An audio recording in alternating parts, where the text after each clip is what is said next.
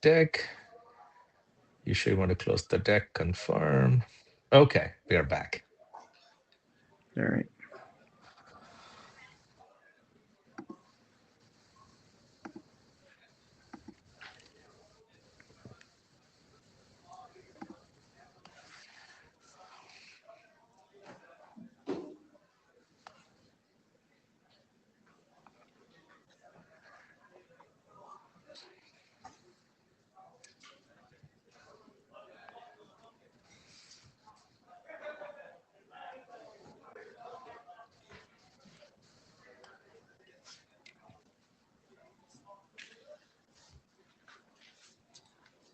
Hey, Jeffrey, thank you for joining.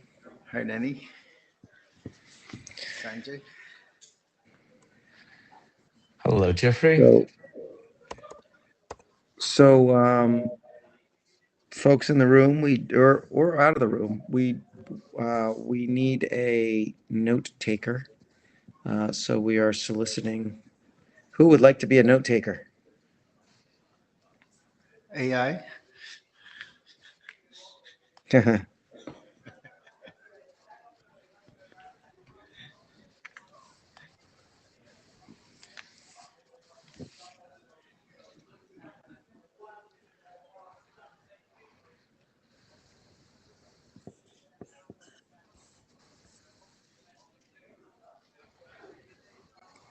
Okay, I don't think AI is an acceptable answer yet. So, Sure. Yeah. Thank you. did you find a Yes. volunteer, Jeffrey?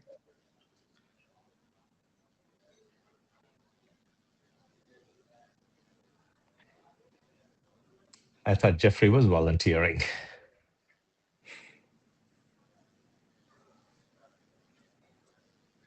I would have a volunteer here. Okay, cool. All right, we'll wait a couple minutes for, I suspect there are people in this side meeting that are trickling out. So we'll give them a chance to join us. In the meantime, for those of you who are here, this is the MBONED meeting. If you don't intend to be an MBONED, you're not in the right room.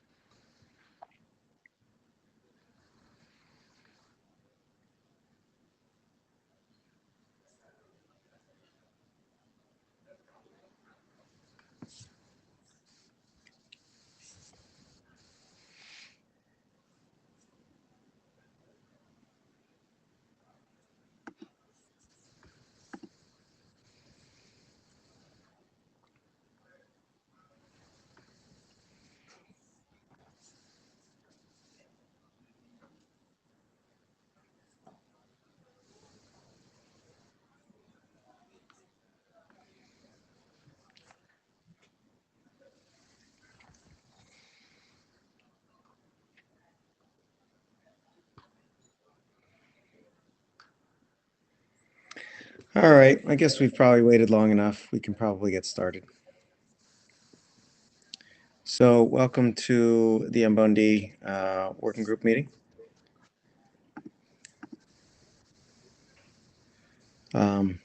This is the note well. This is the same note well everyone has agreed to at the beginning of the as part of joining the IETF meeting, and this is the same note well you have seen, and it is just a reminder. Please do read and note this well about contributions.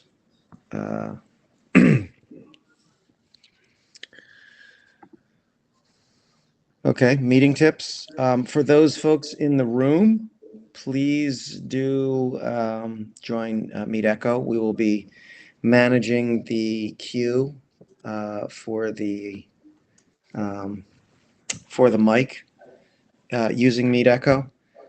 So even if you are in the room, don't just walk up to the mic without joining the queue in Meet Echo.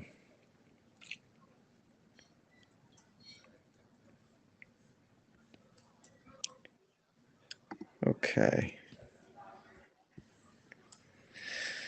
Here's our agenda. It's a light agenda. We should be likely done early. Sandy's going to talk about multicast use cases for LLM. I will be speaking about dynamic internet multicast tunneling, and Sanjay is going to describe Aircast's experience with internet multicast at the Australian Open.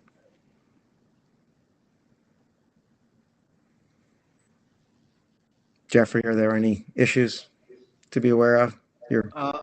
No, I was just waiting to Sandy that. Ah, Yeah. Sorry. great. Okay. And we'd like to thank Jeffrey for standing in. Greg is sick at the moment, and I am remote. So Jeffrey has graciously accepted. He will be the in-room delegate, sitting in the chairs, and he is available to break up fist fights that might break out. Okay. Any bashes to this agenda? Okay. Let's start with the status of active working group documents. We have a number of documents. We'll start with the non-multicast to the browser documents. So the AMT Yang document did pass working group last call, and it's been submitted to IESG for publication. The multicast Yang models draft. This went through a working group last call at the end of last year. Unfortunately, there were 0 responses from non-authors. However, which is insufficient to advance the document to determine that there is consensus to advance. However, off list, there was a thread with extensive feedback to the authors.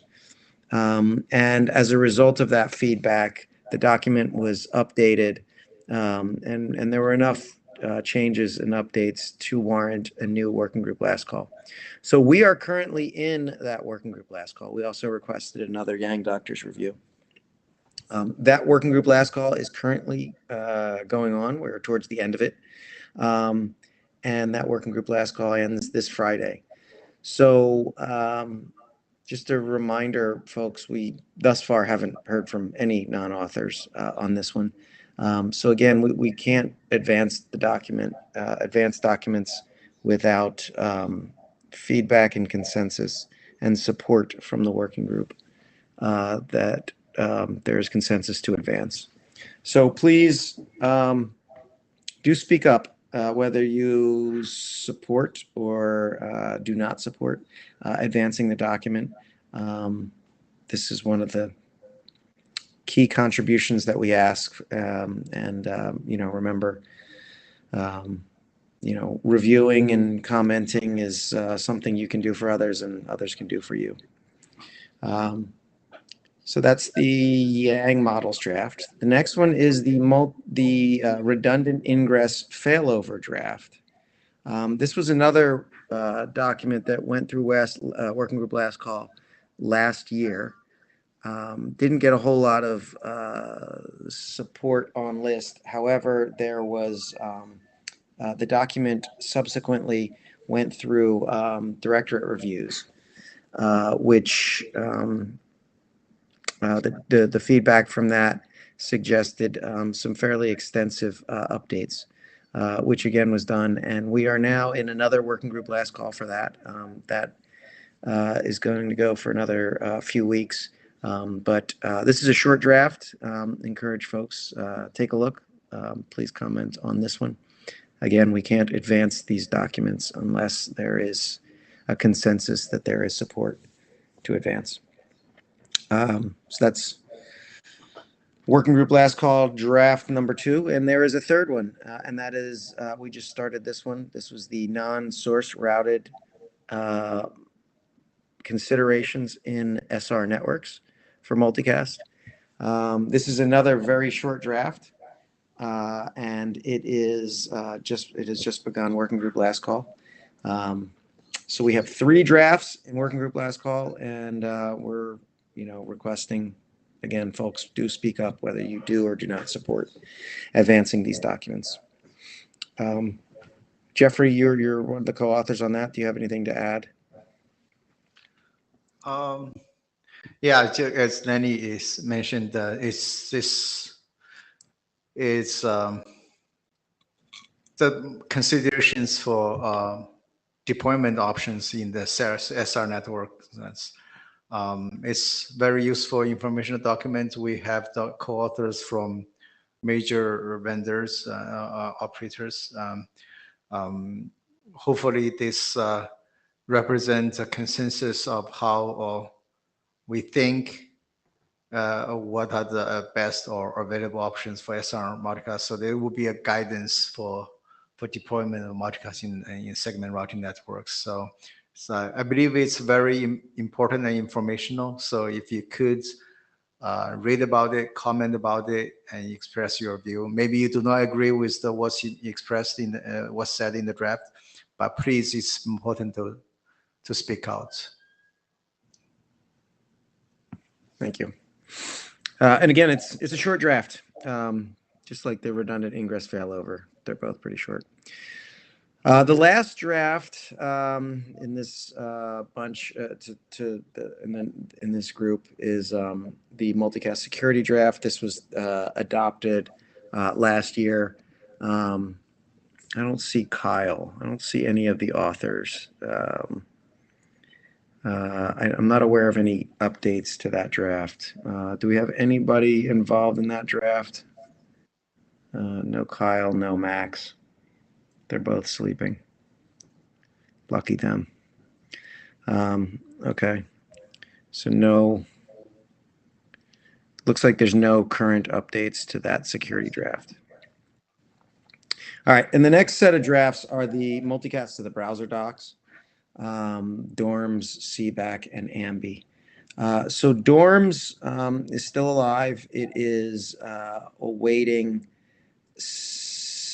security director review. That was requested many months ago, 6 months ago or so, in October, and we never got that review. We have subsequently requested 3 times for that review. The authors are still interested in receiving the security directorate review. So we are we basically closed down the original request after it was kind of ignored for 3 times, and we've reopened a new one. So we're hoping that we'll hear back from the security directorate. The other 2 drafts, CBAC, the authors believe this is still a relevant draft, but it's not solving a problem people have now. It's awaiting comments from the CCWG as well as MBONED, and thus far folks have been quiet about this. So the belief from the authors is there's just not a lot of interest in this draft right now. So they suggested parking it for now. The AMBI draft is another similar one that seems to have lessened in relevance and interest, largely overtaken. The authors believe it's kind of been overtaken by the multicast extensions to quick draft. And so due to this lack of interest, they requested it be parked for now. So we've done that. And with that, that is all the status of all the active working group documents. Okay, in terms of agenda, Sandy, if you want to come on up. I think, did I hear Sandy's in the room? Yes, she is. Great. Come on up. You want to And pass the clicker? yeah.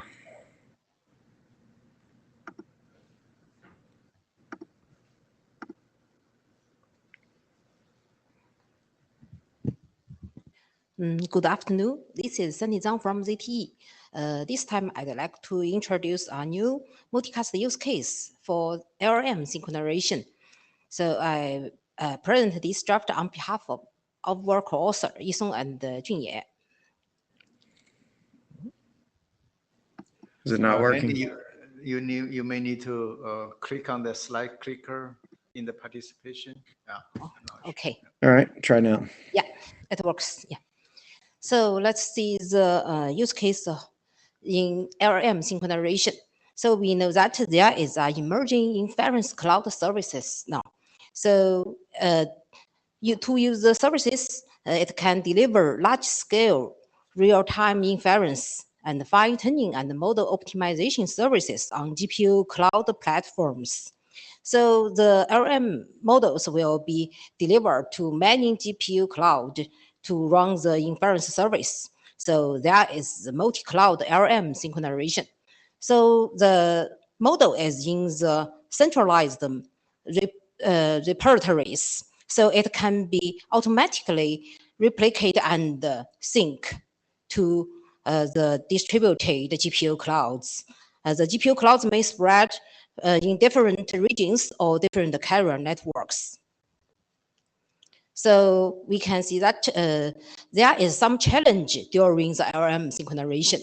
So the first one is the high concurrency, because a popular large model will be downloaded simultaneously across dozens of GPU clouds, and the size of the model will be 70 GB to 1 TB. And so it will leading to I/O bottlenecks at the storage repertory, and it will delay the model distribution at scale. So we know that because for now, the synchronization only use the unicast, so it will lead to the I/O bottlenecks. So the second challenge is cold start latency, because the inference service cannot start until the model is fully downloaded to the GPU cloud. So if the download is slow, so the slow speed will significantly slow the cold start latency. So it will delay the user access to inference. Though the service is separate from the LLM training and the inference process, but this synchronization process directly affects the efficiency and the reliability of inference service delivery. So we know, so because this is a typical multicast use case for the synchronization, the large models to multiple GPU clouds. So if we use multicast for the LLM synchronization, it can reduce the I/O bottlenecks from simultaneous downloads, and it will improve the transmission efficiency and minimize the cold start latency. Because we know that the GPU clouds may span multiple regions and operators, so the multicast technology used is master capable of operating across core and metro networks. So this is some candidate multicast technologies. So the first one is PIM-SYNC. We know that is traditional multicast technology. It requires a multicast tree to be established in advance, and all nodes along the path must maintain state information. And it's slow to respond to the network topology changes. So it may be suitable for the scenarios where the set of the destination GPU clouds is relatively fixed. So the second multicast technology is SRP2MP. So this technology relies on a controller to implement multicast traffic engineering. And in the replication nodes, there is state here. So multicast tunnel must be established beforehand too. And it's slow to respond to the network topology changes. But before that, we can compute some candidate paths for faster route rerouting. So it may be the faster for the topology changes, but it needs more computation. And it can be suitable for the scenarios where the set of destination GPU clouds is relatively fixed. So the third multicast technology is beer. We know that beer is a new multicast technology, and it's a stateless technology, and no need to establish a multicast tree in advance. And it responds quickly to the network topology changes. So it's no requirements that the destination GPU clouds set to be fixed. So we present this draft here, and we solicit working group feedback, and we can discuss more detail for the requirements or potential gaps here. Yeah, that's all for today.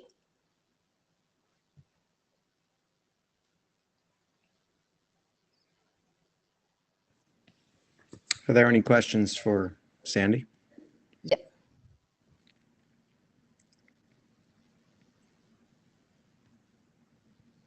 Sandy, what is your thoughts for the draft? Is there which working group do you think, or will you be seeking adoption at some point? When, and which working group do you think? In fact, we are not much sure where can the draft to be, because so we present this draft be MBONED and beer and PIM and RTWG. So we are not much sure where can this draft to be put on, but if any suggestions, welcome. Great. Any other comments from folks? Questions, thoughts?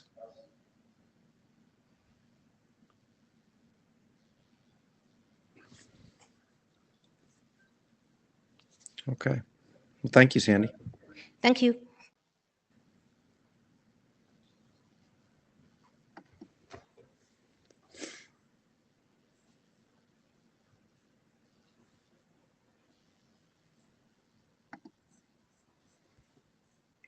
Okay.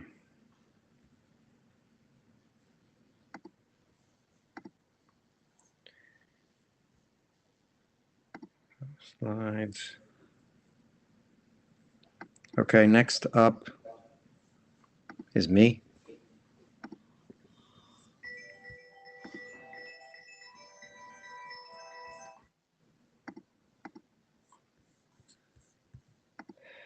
All right, Jeffrey, do you see my slide deck? And do you Yes. see the proper view of it?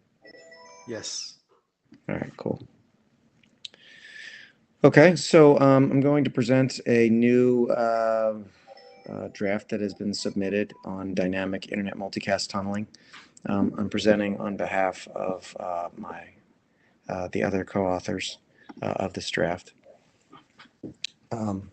So as we all know, as well as anyone, better than anyone perhaps, multicast, in order for multicast to work properly, it needs to be running at every layer 3 hop between source and receiver. They need to be multicast enabled. They need to be running a multicast routing protocol like PIM. This can be a significant hurdle. So things like tunnels and overlay networking in tunnels are frequently used to overcome this hurdle.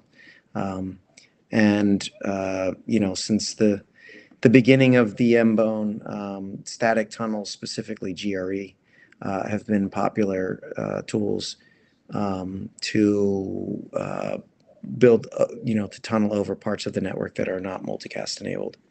To connect multicast-enabled parts of that network. The challenge with GRE is it requires manual config on both endpoints. You have to statically configure, the tunnel source and the tunnel destination on each side. And then you have to run routing through those tunnels in order for RPF to work properly. Now, there are dynamic tunnels. Specifically, the most common and top of mind one would be AMT, automatic multicast tunneling, which, in the case of AMT, it's great in that, it doesn't require manual configuration on both ends. It's kind of a zero config tunneling mechanism. The challenge with it is it doesn't support routing protocol traversal. So if there are, say, multiple relays, it's not obvious. The question is, how does a gateway know which one to pick? That's easy to do in the application layer if the gateway is a host. But what if the gateway is a router? How do the routers know which one to use? The routers don't have the same flexibility in the application layer that, say, hosts do. And then once you do pick that, again, the only protocol you can run through AMT is IGMP. There's no routing protocols like BGP that you can run through it. The use case here is that CDNs and content providers are interested in zero config tunnels. So they like AMT. And they want to use AMT in the middle mile to connect multicast islands of networks. In this case, routers would be functioning as AMT gateways.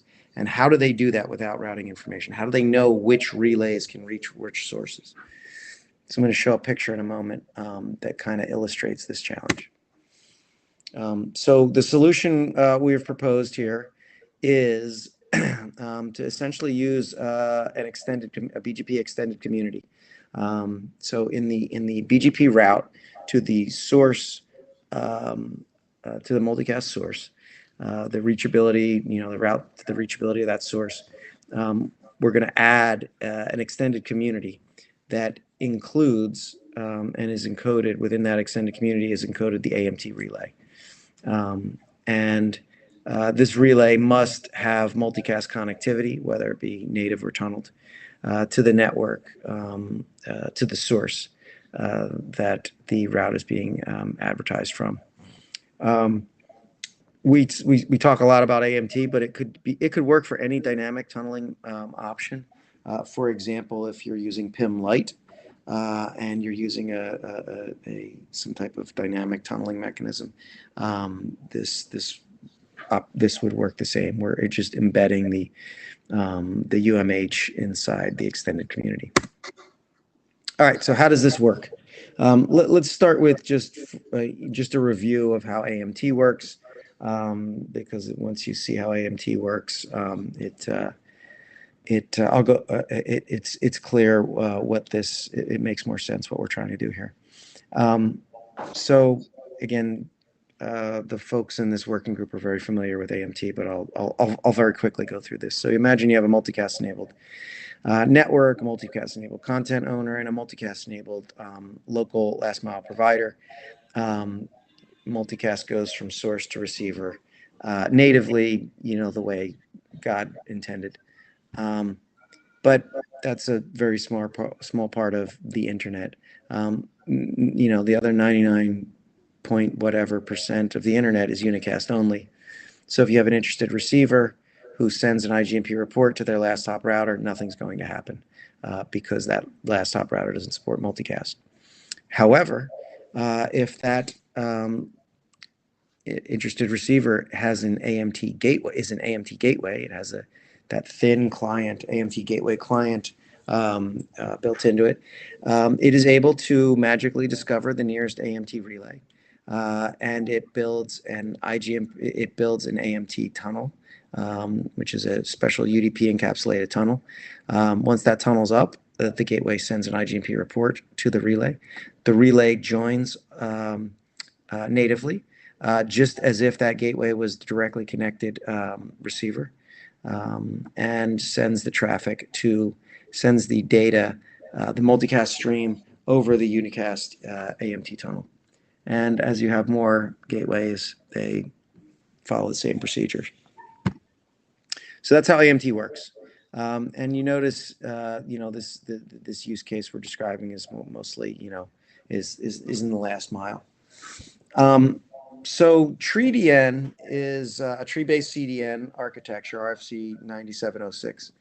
And it essentially is the addition of SSM plus AMT. SSM to simplify the native part of the multicast network, and AMT to deliver traffic off of that network. So imagine you have the Big I internet, which is mostly unicast only, and you have a native multicast enabled network, a TreeDN provider.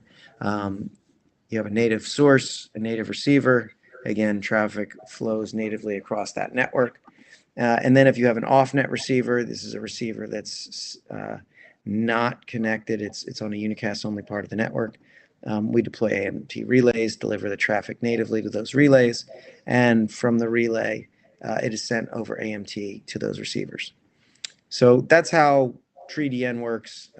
It is basically just SSM plus AMT to deliver a CDN-like service with trees.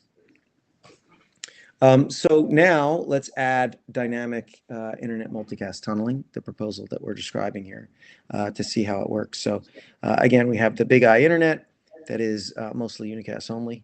And we have, in this case, 3 multicast islands.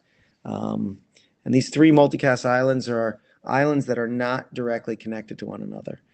These are islands that are multicast enabled, networks that are multicast enabled, that are separated by a unicast only abyss. So we start with, we have sources in the islands on the left. Source 1 is in island 1 and source 2 is in island 2. And we have a bunch of interested receivers. There's a native receiver in multicast island 3, and there's a couple of off-net receivers that are closest to the relays in multicast island 3. So let's add some AMT relays and some AMT gateways. The off-net receivers, the 3 receivers on the right, send IGMP reports either natively to the last hop router or over AMT tunnels that they've built to the nearest AMT relays. And now the question is, what next? How do the routers in this network, how does the AMT gateways in the multicast island 3 know which relay to reach rich source? How does it know to use relay 1 to get the source 1 or relay 2 to get the source 2? And the answer comes from a BGP extended community. So an ASBR that is in multicast island 1 will set as it advertises a route to that source or the network that source is in. It adds an extended community that specifies and encodes the relay IP address. Likewise, relay 2 does the same thing, and BGP routes propagate the way BGP routes propagate through the network. And now each of these devices in multicast island 3 know how to RPF toward which correct directions to receive the content. And the multicast traffic flows natively through the islands and over AMT or PIM-like tunnels. So the new part, the old part of TreeDN that's always been around, were these AMT tunnels from the relays to the receivers. What's new, that's the stuff on the right.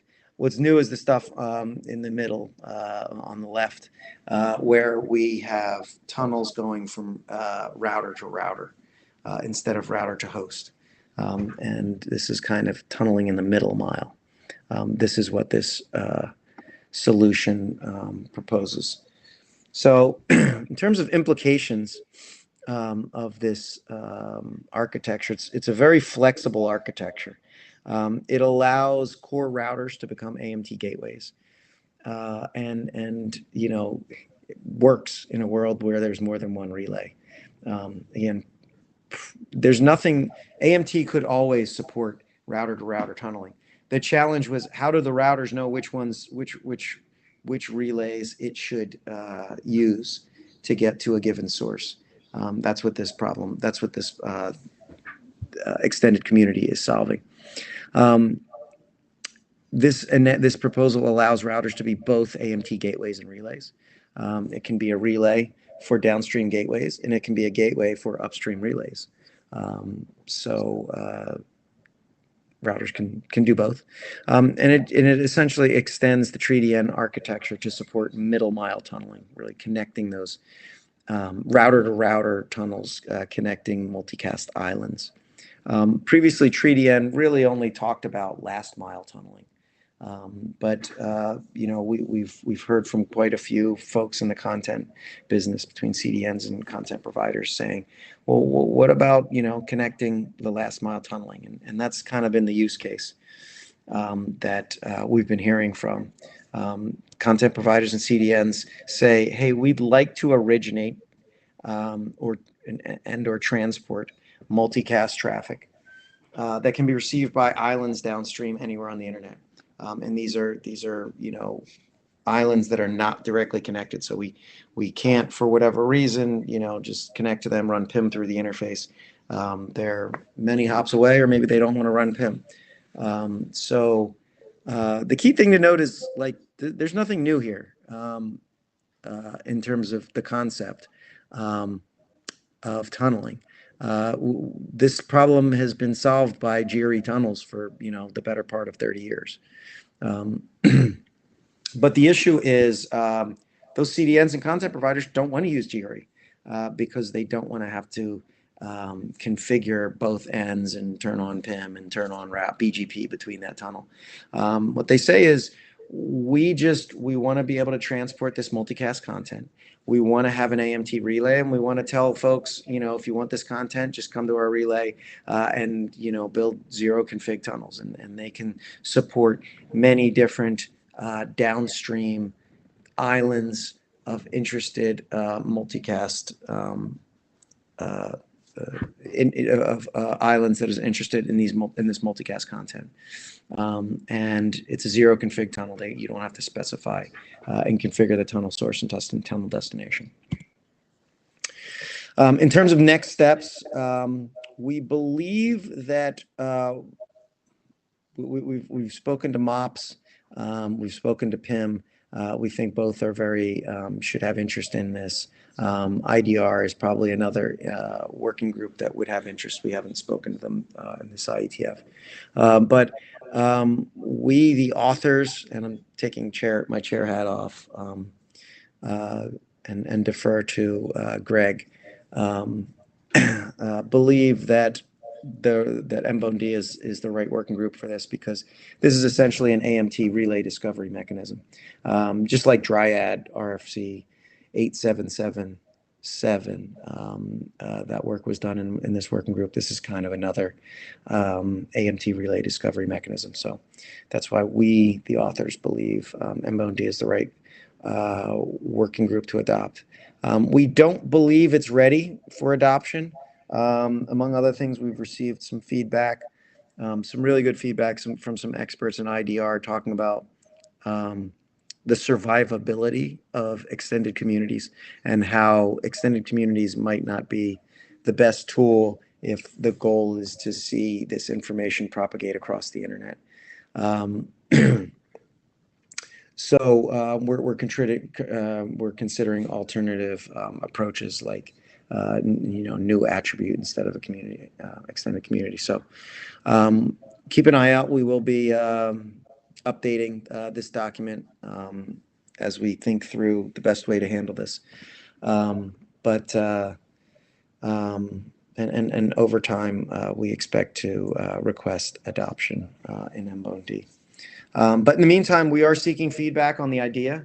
I think MOPS is probably a working group that has the most interested folks in this, that would have the most, the profile for the most, the folks who would be most interested in this and have these use cases. But we'd also love to hear from PIM and IDR on this proposal. This is different than other, relay discovery mechanisms like static or Dryad. It's a bit more flexible. It's more router friendly, and it allows.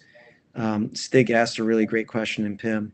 This allows the relay to change and downstream as these BGP routes get propagated.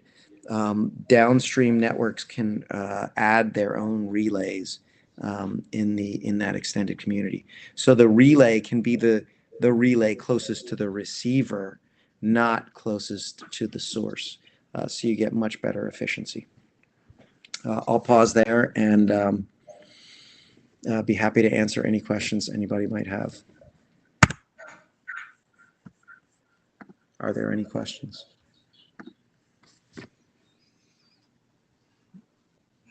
I don't see hands raised. Okay.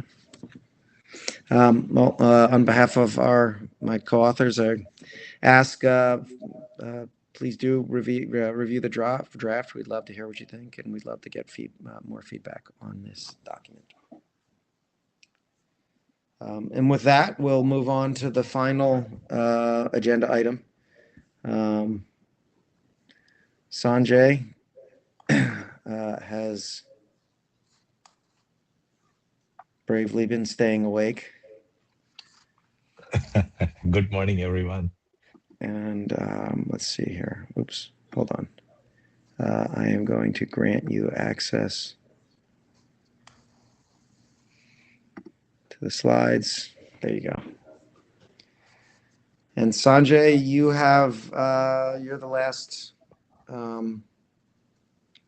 the last presentation in the agenda, so you have the rest of the time as long as you can stay awake. The floor is yours. Well, thank you. And I got my cup of coffee, so I think I'm good. So the first thing before I even start, since we have a little bit more time than allocated, feel free to interrupt me and ask questions, right? And by the way, I do have my partner Craig as well, so he can chime in as well as needed. And then, yeah, just this is about our experience using AMT in the real world, and glad to share, what we did, how it performed, lessons learned, next steps, and what you can expect from Aircast next. So let me just start by giving a little bit of an update as to what we are doing at Aircast. So really, what we are trying to build is Aircast Live, which is an IP infrastructure that is purpose-built for live streaming, right? I'm sure everybody here is aware that live streaming on the internet today is largely using an architecture that was built for on-demand content, right? And I think we can probably go back into the history of how IP TV streaming started and so on. And that architecture is optimized for on-demand, right? There is content available, whether it's movies or TV shows, sitting on a hard drive, and you want to serve it to clients. However, when you start doing live events, the content itself is different, and people expect different things as to how that content should be delivered, right? And for that reason, we have really thought that it was time to actually create an infrastructure that is optimized and suited for live events first. And by the way, we are not suggesting that you should use the same network for on-demand purposes, right? The way we view it as we have a network that is designed for on-demand, a network that is optimized for live content, and they coexist at the same time, right? Some of the other requirements that we've been working on with, look, we have to make this content available over all kinds of IP, including Wi-Fi, cellular. And we have some interesting, whether it's mobiles, whether it's your IPTV set-top box, computers, browsers, everything. And, we are very much wanting to make sure that we build And all the technology that we use is built on IETF standards rather than creating our own stuff sometimes, even though it may be tempting just for reasons of speed. And the key aspect, and we'll talk about this a little bit more, is this is where live content is really different than the on-demand content. Uh, and if you go back before IPTV streaming, when we used to have those antennas on our homes, we were all used to having a network where the video from the live event would reach you before the sound would reach fans in the stands, right? If you were at a football game, by the time the sound reached the people in the stands, the video would be at your home, right? That's the performance we are used to. That's something that we are aspiring to deliver, even over IP and all the challenges that the internet throws at you. Okay, so uh, let's first understand why is live different than on demand, right? Uh, of course, we talked about a delay, but also if you look at, and this is a challenge that a lot of our IPTV providers have been having, is the on-demand traffic and people, a number of simultaneous users and so on, is fairly well understood and I would say relatively smooth. Of course, there are peaks during the evening hours and so on, but they're very well understood.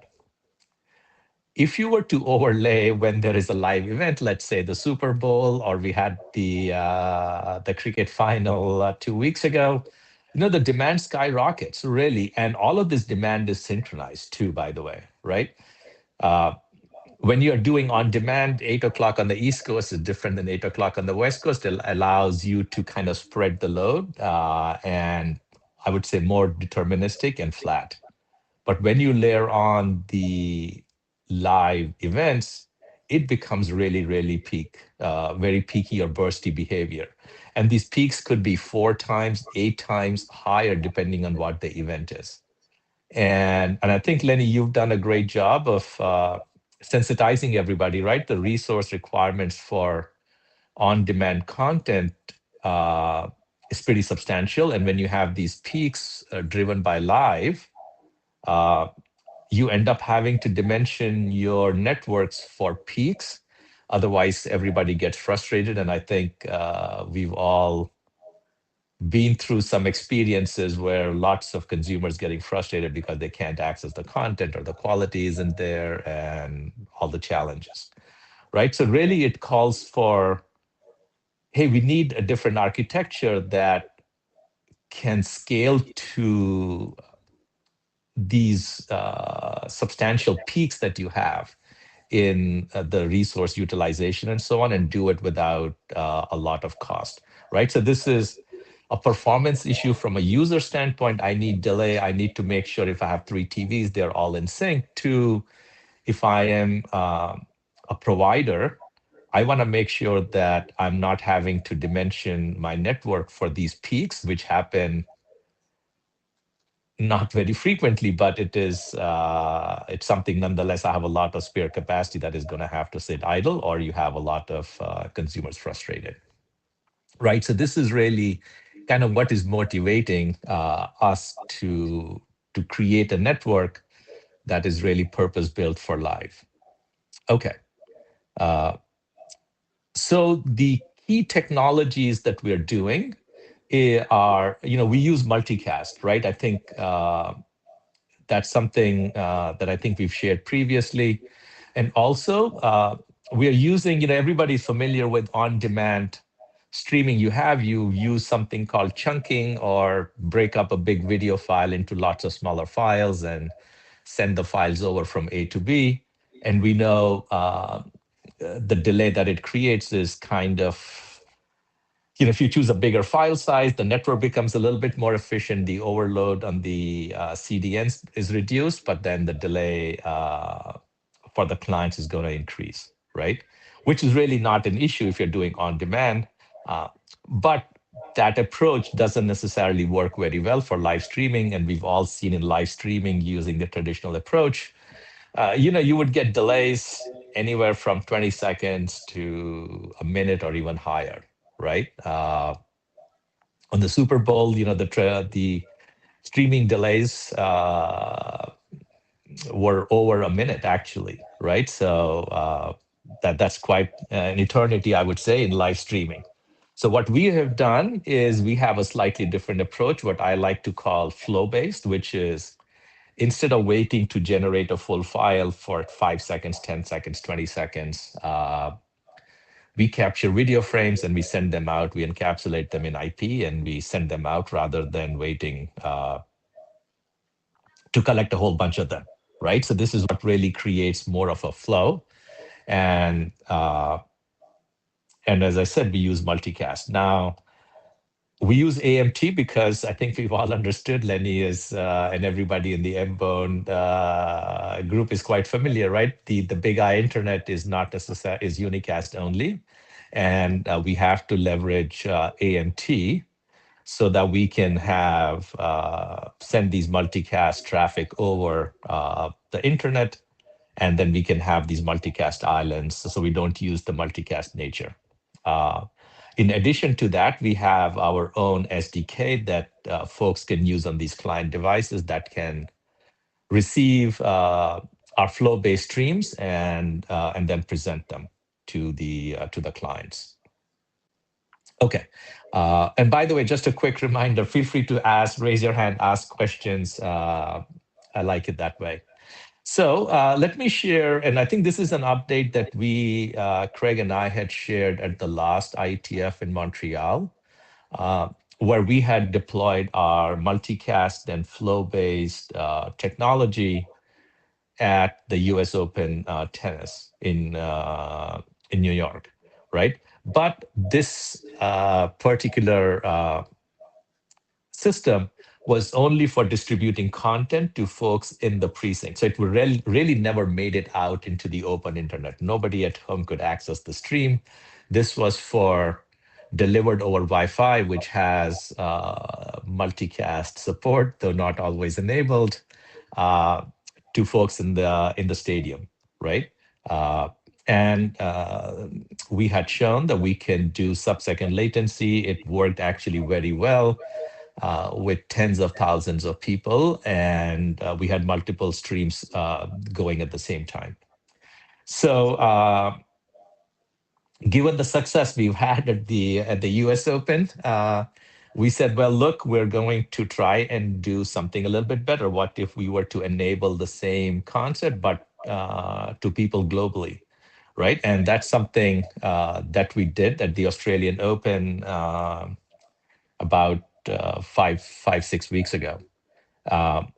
So before we get there, right? So this is kind of the architecture that we had deployed at the US Open, and this is, I think, a chart that we had shared briefly as well, which is we ingest the content, the raw feeds coming in. We take them to our own on-site hardware where we digitize them and package them in IP packets and send them over. And we connect to the local guest Wi-Fi network on site, right? And we distribute the content. What we've done this time is we've actually also connected our on-site hardware to the internet outside and to AMT relays so that folks can access the content sitting on their couches. Okay.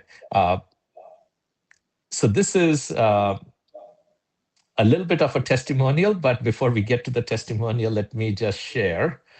So this is what the network looks like today that we used at the Australian Open, right? So we have the studio feeds coming in on the left. We have our Aircast hardware, which receives, converts them to digitized video streams, does the IP packaging, and then we have what we call, AMT relays. We call them Aircast traffic server. They'll do a few other things, but the key part is the AMT relay. and we have multiple of them in various parts of the world. In this case, we had one in India, one sitting in the basement at my home, and we used the Juniper MX204 routers as AMT relays. And then the clients on the internet were using our Aircast SDK to basically access the content. Now we have an Aircast application on iOS, but you could also use VLC. By the way, you can use the VLC 4.0 plus client and receive the streams as well. Okay. So let me tell you what happened, right? So we're very excited. We think this architecture on the previous page was going to work very well. And, Craig and I arrive at the tennis stadium there. And, as they say, right, you have a plan and then you hit reality, right? And the first thing we found out was we needed external direct addresses to the external, the Big I internet, and the team told us there can't have it for multiple reasons, right? So we are like scratching our heads, and what are we going to do? So what we ended up having to do is basically, our plan was to use GRE tunnels to send the traffic, like Lenny was talking about previously, by the way, which is why I'm so excited about some of the work that was just presented, is it allows us to overcome some of the challenges that we have with GRE to getting traffic to the various relays, right? We could not do that, right? Just the GRE, you could not work without having external IP addresses. And we ended up having to use WireGuard to tunnel traffic from our equipment on site at the venue to our AMT relays. And I'll have a little picture to show you what we ended up having to do. And then there was another little challenge, which we are still in the middle of debugging. If you're using a VLC, we found out that if we use variable bitrate, which is what you have to do if you want to optimize and reduce the delays, there seems to be a bug somewhere where VBR streams over RTP were not working. And CBR were working, by the way. So just in case folks are interested, we figured out to work around it as well and kept our delays low, which I'll share in a second. So this is kind of what we ended up having to do. So our original plan was to basically send the traffic from our sources to our relays on the Juniper MX204s. That plan had a little bit of a challenge working. So we ended up having to use WireGuard on top of it as well, use WireGuard to send traffic over to another router, and then send the traffic over to the 204, which could then act like the AMT relays that we should, right? So a little bit a challenging solution. But it did work. This is something that we ended up having to do, not our first choice, but this is what we ended up having to do on site. Let me tell you what the results were. And by the way, some of you I know got a chance to experience these streams yourself. So happily, feel free to share your experiences. And we were actually quite surprised. The glass to glass delay, right? So I was ingesting the analog feed to a display on your computer or your mobile phone. The delay was actually somewhere between 500 milliseconds to 900 milliseconds, depending on where you are, right? So all over the globe, you could access the streams within under a second. And by the way, this included us being AMT streams on cellular on in the venue itself. So imagine what happened to the stream now. It actually came back all the way from Australia, from Melbourne to Boston, which is where the AMT relay was at the end, and then go back there. And the delay was somewhere about 700 milliseconds or so, right? So quite impressive performance. And we did a little trace route, and we found out we had over 20 routers between in this route, by the way. So pretty complicated setup, but it was performing quite well, actually, surprisingly, way better than we could have expected. We expected, given all the how challenging the setup was, and we were really having to add more and more devices to overcome all the little hurdles that we came up with. And by the way, this performance was using our on iOS, using the Live by Aircast application, right? If you use VLC on a PC, you probably see a little bit higher delay, about another second to second and a half delay, just because of the client side buffer that exists in VLC 4.0 that is not configurable, or not configurable easily. Actually, there's no GUI to do that yet. So we were able to do this. And in case people were wondering, we were using 1080p streams at 30 frames per second. Bitrate was just about 3 megabits per second.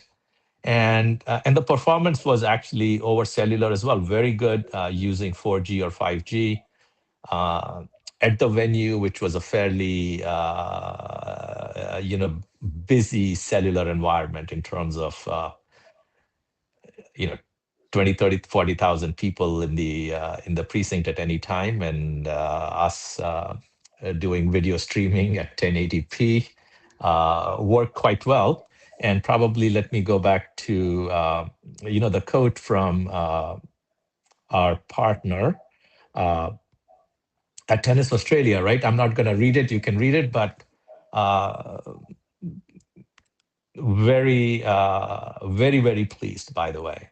And just so you know, streaming performance over IP compared to in different parts of the world was different. The IP streams in Australia were actually delayed 2 minutes. So you can imagine we were sometimes even on a different game altogether. There were some streams in the US which were probably the fastest streams in the US were about 18 seconds behind the Aircast streams, right? So we've been doing as expected, by the way, given the fact that we are using a flow-based technique and not having to wait to create these big files and so on, substantially faster than anything comparable. Okay. And by the way, feel free to raise your hand, ask questions, or send them through chat. Happy to take.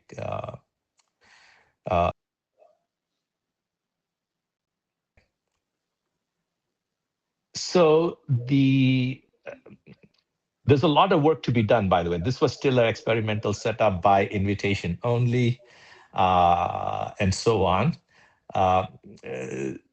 There are lots of work that we need to do, and I think some of this we know for a fact, has work that we would much rather follow the IETF standards rather than inventing anything ourselves, right? So I think the first part is relate to what I would say security and authentication related issues. The way we have the streams set up right now, if we gave you the relay address and the stream addresses, anybody can access the streams, right? So there was really no authentication happening or admission control, right? So I think it would probably behoove us to bring some level of sanity there, because otherwise it's so easy to pretend you are somebody else, and which I'm sure people will in a production network. So we are looking at ways to have the relays and the gateways authenticate each other, also maybe not have the relay addresses available, in the open, really the way we have to do it right now. And then, another requirement that we've heard from our partners is love the performance, but eventually we will have to figure out a way to secure the content, right? So do encryption. Of course, we can do encrypting each AMT tunnel, but I would much rather figure out the right multicast encryption method to do it correctly, and something that can scale up to hundreds of millions of people, actually, right? So it's a fairly challenging topic, and I know the team here is actively working on that. So we'll be getting involved in that part of the work as well, and making sure we have something that works, and happy to implement this on our Aircast Live network.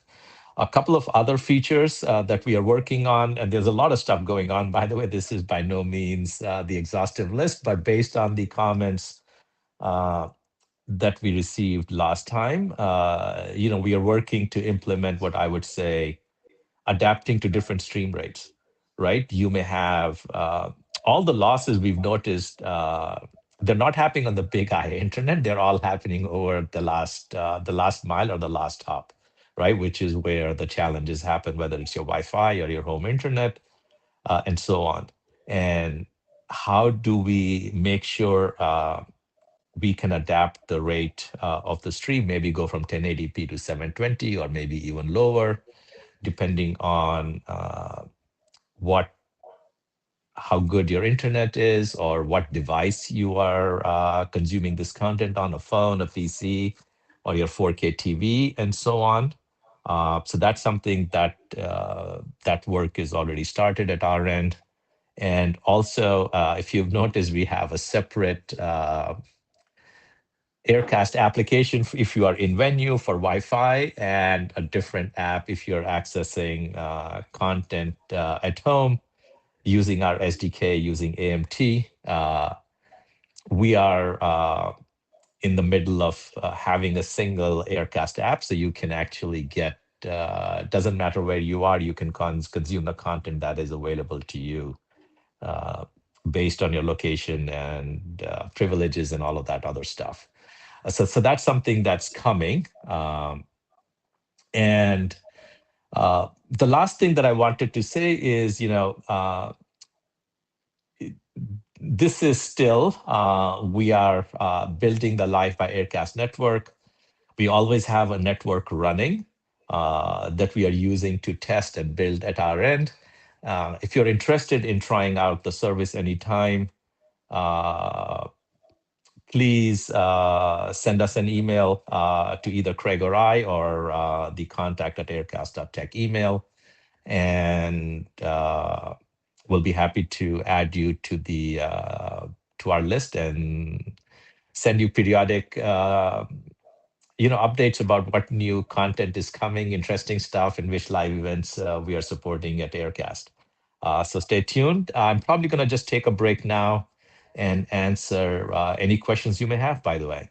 And thanks, Lenny, for giving the opportunity to share our experiences, by the way, and learn and leverage everybody's feedback and experience in the work we do.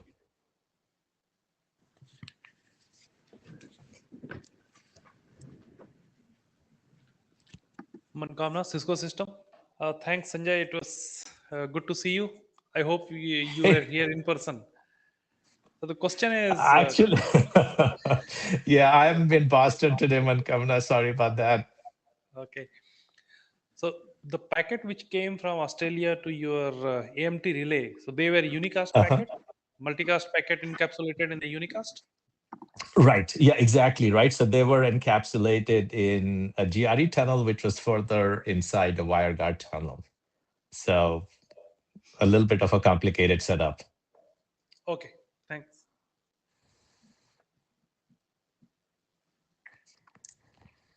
Great to hear from you, by the way.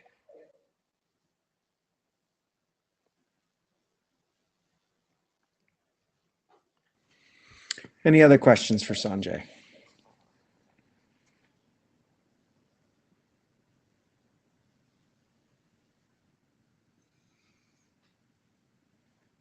Great. Well, If we not, appreciate. thank you, Lenny and team. And stay tuned. We'll provide updates on our progress periodically. There's one question. Uh-huh. Okay, I think AMT is useful to solve the problem the APP cannot join the multicast for the last mile. I don't know why we need AMT in the mid mile to connect to multicast domain through the internet where it doesn't support multicast, right? So I meet this scenario very few. So I wanted to know why we need this relay, AMT relay between the ISPs, between the different providers multicast network. Maybe this is a question for Jeffrey. Yeah, no, great question. I was going to say, Lenny, this is probably more relevant to the draft that you and Jeffrey are working on, because, Yes. and I'm happy to share my thoughts there too, but probably you should answer it first. Yeah, so what, as Lenny showed in his slides, imagine that you have a few providers in the internet. They between those providers, they don't have multicast enabled. So no, it's not end-to-end multicast enabled. And how do you connect those multicast islands together? You can do traditionally, as they did in MBONE, we establish GRE tunnels and run PIM over those GRE tunnels. And you not only need to run PIM, you also need to run routing protocols so to exchange routes for RPF purposes, because the topology is different from the traditional unicast.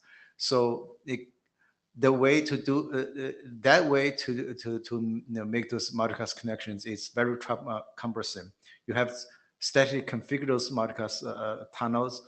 You have to run those protocols. And now we want to use a more dynamic way to establish those tunnels, so that you either use PIM. By the way, you do not have to use AMT relay. You can just run PIM, but the tunnels between those PIM routers, they no longer need to be the statically configured GRE tunnels. You can dynamically discover that, oh, I need to establish the PIM adjacency over tunnel to upstream router one for one source, and to another upstream router for another source. We can do that discovery dynamically. That is one way to do it using PIM. Another way is to use AMT. So once you know that you need to reach upstream router one for source one, or need to reach upstream router two for source two, at that time, instead of using PIM, you can also use your AMT, because AMT solution is already there. You just treat it as if that yourself, the router, is AMT gateway. It's like a cell phone. You are getting the content from your upstream. It's just that you turn around, you yourself, send your content downstream, either via PIM or via AMT relay. So AMT relay in the middle mile is just one way to establish the multicast tunneling. Yes, thank you. So AMT solve the problem to dynamically create the tunnel. But I think so MVP it also can do this, right? We can utilize BGP like MVP. I think it can create a ingress replication to solve the unicast problem, right? So what's the difference? So if you use MAPN, that means that you need to configure all those you need to configure MBPN on all those routers in between those. the border router, right? The border router can deploy MVP, and but I think maybe it's not very simple because you have to use BGP and make the ASBR be the next hopper for the multicast source, right? Right. In MBPN in this case is probably even more cumbersome, more complicated than the traditional GRE tunneling. Right. I get it. Thank you. Yeah. To another question, and I really meet a very few scenario to the 那个 AMT scenario 就 the last mile. I can just now I see it's a APP just use RGMP to the AMT relay. So I think the provider open the multicast service to the APP. APT? The Aircast. I think the Aircast is a application on the cell phone, right? Aircast. Right. Aircast build. So the AMT provides the underlay, the multicast transport. The Aircast is a solution that makes use of that the multicast infrastructure. So so as a multicast the engineers, we have designed all those multicast solutions, but using the multicast for content delivery has not been that widely deployed, and quite often the content providers are reluctant to use multicast. But now what Aircast did was that they provided a solution so that any content provider can easily to use this technology. That's how I see it. Oh. Yeah. And they are probably the first solution provider to actually provide it real-time content delivery via multicast, first in the stadiums and then over the internet. Obviously, the second case over the internet it was still a small scale trial. I was one of those trial users during the Australian Open. It worked really well, and then I remember that there are people who were watching the Australian Open on their TV, regular TV, provided by the ESPN. And it's a service in the US. And then we were also comparing that we were watching it on the Aircast, the AMT broadcast service, and then we were able to watch the content 18 seconds ahead of the broadcast on the TV, and minutes ahead of the web-based streaming. So it was very useful. Oh, okay, thank you.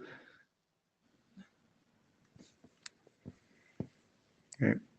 Stig has a question, and just a reminder: anybody who has questions, please use the queue in Meet Echo to if you have questions. Thank you, Stig. Yeah, hi, this is Stig. Thanks, Sanjay. It's quite interesting to see. I'm happy to hear that it all worked out well. But a question for Jeffrey, I guess. When you say you could use PIM Lite, what's the NCAP you use for that? Say it again. You said you could use PIM Lite instead of AMT. Oh, okay. So traditionally, when you use GRE tunnel between PIM routers, you rely on those configurations. You exchange PIM hellos, right? And now with the dynamically discovered upstream PIM routers, you can just use PIM Lite mode so that you no longer need to pre-establish those hello sessions, right? I discovered that Stick your upstream router that I should use to reach the source to send my pin join to. I'll just simply send my pin join to you, and you get my join, and you simply start sending the traffic to me using any tunnel, for example, UDP tunnel, whatever. So that's what I mean by using pin light. So, but you have to kind of figure out the tunnel endpoints or agree on what NCAP to use or whatever, right? Tunnel endpoint. So by using that BGP extended community, I discovered you are the upstream router I can use. So that's the tunnel endpoint for my PIM joins, right? So do you use UDP NCAP for the PIM join, or do you Whatever- use GRE or whatever tunnel, as long as I get my join to you, and you can see my IP address, right? In the PIM join messages that I sent. Or in that saying tunnel. okay, but you send the PIM join in a tunnel. What? You send the PIM join with some tunnel NCAP. Correct. But so as part of the extended community, would you learn what kind of NCAP to use, or? As of now, we didn't specify that detail, but we could say that I prefer you to use this tunnel and versus another kind of tunnel. We haven't defined that yet, but that's something we could do. Let's just say that I didn't specify the tunnel type. I simply send you a join, and you get it. You can probably just send you any kind of tunnel to me, because it's really just IP in another tunnel, right? You can, if you have an MPLS tunnel to me, you can send the IP multicast packet encapsulated in the behind the MPLS header, the label stack. Or if you don't have MPLS, but you know my IP address, you can simply put it into a GRE tunnel or IP in IP tunnel, whatever. So that's what I always say, that you can use any kind of tunnel. As you know my address, you just send it to me. Yeah, kind of agree with you, but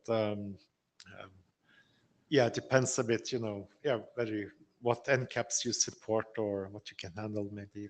But the encapsulation is actually, to me, is not important. I think Nanny also had the same questions, but encapsulation is not important to me. What is important is that for me, to accept a PIM join from a downstream, I need to be prepared to receive tunneled PIM packets. So so I need to be pre-configured to say that, okay, I need to create enough forwarding states so that some PIM packets arriving on tunnel can be sent to my PIM module to handle that. So that kind of plumbing needs to be done ahead of time. But the encapsulation type is not really important to me. Yeah, I don't want to spend too much time on this, but I'm thinking you need to kind of do, explicit tracking and keep track of each of the receivers and which NCAP each of them expects kind of for the forwarding, right? Anyway. Right. So let's just say that you send me PIM join using GRE, and Macmillan send me a PIM join using UDP tunneling, whatever. Yeah, maybe it's good for me to send my data packet to you in the same encapsulation that in which I received the PIM join. That may be the desired, but I still wonder if that really matters, because yes, you send me the PIM join in GRE tunnel, but let's just say I send you the data packet after MPLS label stack. You will still get a packet. You pop the MPLS label stack, you will see that's IP multicast packet. As long as you can associate that the incoming packet with some kind of logical interface for your RPF purposes, you should be good. But indeed, when you send me the pin join message to pull traffic from me, you need to be prepared to associate the data packets with a logical interface so that you can do the RPF. So that association requires some kind of plumbing, and maybe that does require I should send you the data packet using a certain encapsulation. I guess that's all some kind of implementation detail.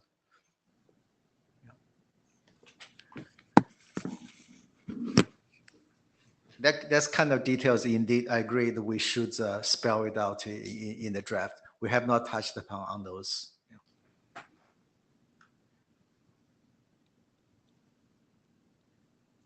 Any other questions for Sanjay?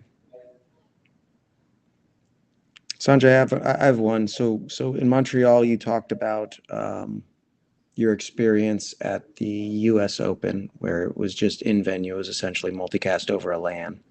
The big development evolution here is with the Australian Open, you're doing it over the WAN using AMT, and it was kind of a limited deployment. What do you got next, and will it be broader than a small chosen few? I was going to say, I'm launch? not in a position. Yeah, no, thank you, Lenny, for the great question. And by the way, we had the in-venue system at the Australian Open as well, by the way.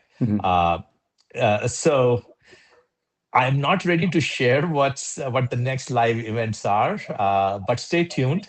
They are coming. And yeah, I think the best way to stay up to date with the progress and the events we're doing is send us an email. We will definitely add you to our distribution list. I promise we will not be spamming anyone. And you'll get an opportunity also to try out the system as we support additional events. Another question, you used VLC. Did you have to modify it at all, or did you just use the off-the-shelf VLC 4.0? Yeah, great question. Great question. So the key thing is, right, we have to use VLC 4.0. So you cannot use VLC 3 or any of its versions. So you have to be on 4.0, which does not have, a public approved list. So you have to go through a few hoops to install it. But no, it is, we didn't have to make any changes to it other than make sure you get the right AMT relay address and stream address and so on. And you do lose a little bit of a performance doing it because you can't really configure the buffer size on the 4.0 clients just yet. So you get probably like closer to a 2-second delay as a result of that. Cool. Great. Any final questions for Sanjay? Well, we appreciate the industry reports. This was really great, very interesting, great. It's wonderful to see the technologies we've been working on being used in the real world and for such an interesting and exciting use cases. So, thank you for sharing. My pleasure. We look forward to hearing what comes next in Vienna. Absolutely. Stay tuned. Great. All right. I guess that's it for MBOND. Thank you everybody for joining, and we'll see you in Vienna.